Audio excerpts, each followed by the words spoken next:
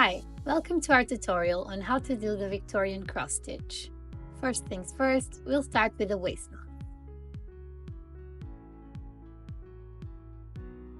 Tie a knot in the end of your thread, and since we're going to stitch from the right side of the area to the left, we'll place the knot on the front side of the canvas to the left where we'll begin to stitch.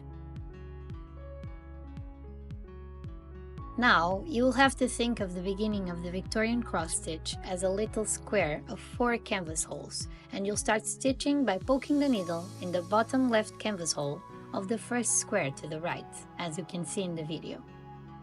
Then, bring your needle to the top row and scoop it from the right canvas hole to the left, passing one intersection horizontally.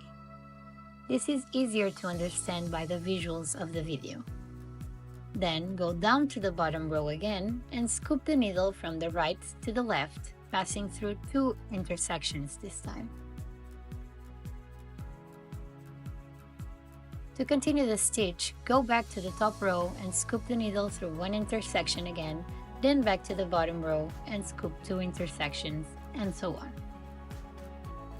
This technique resembles the actual counted cross-stitch, and it's the most resistant stitch you can make in needlepoint, being renowned for its ability to cover the canvas thoroughly, creating a dense and hard-wearing stitching.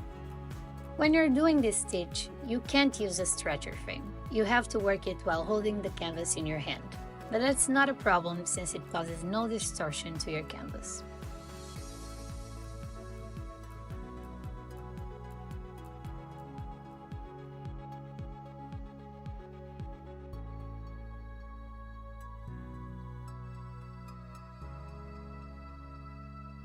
Since we're using the scooping technique, you'll notice we are not able to cover the waist thread on the back of the canvas.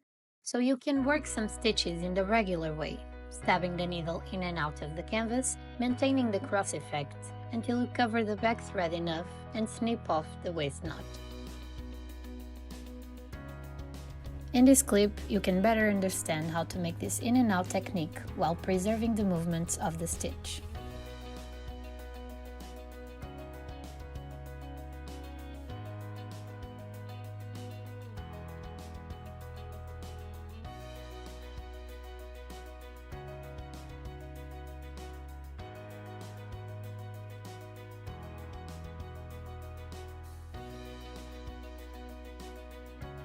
This is what the first row should look like. This stitch has to be done from the right to the left, so when you reach the end of the row, you'll have to start on the right side again. The colored area we're working on, it's pretty small, so we can easily do this. But if you're working in a larger area, you should anchor the threads on the back and start a new one.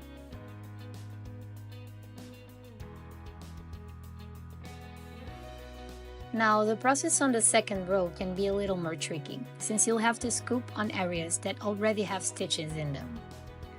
So you can opt for the poking in and out technique if you feel more comfortable that way.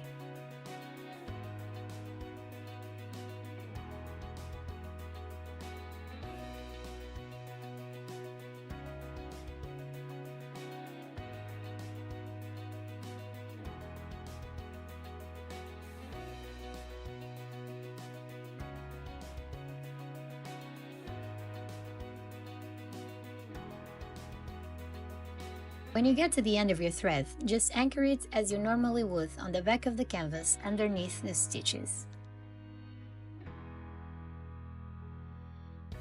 Cut off the excess thread and you're done!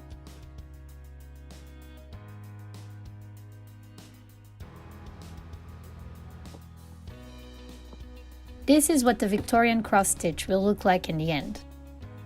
A very sturdy stitch covering the whole canvas with minimal distortion.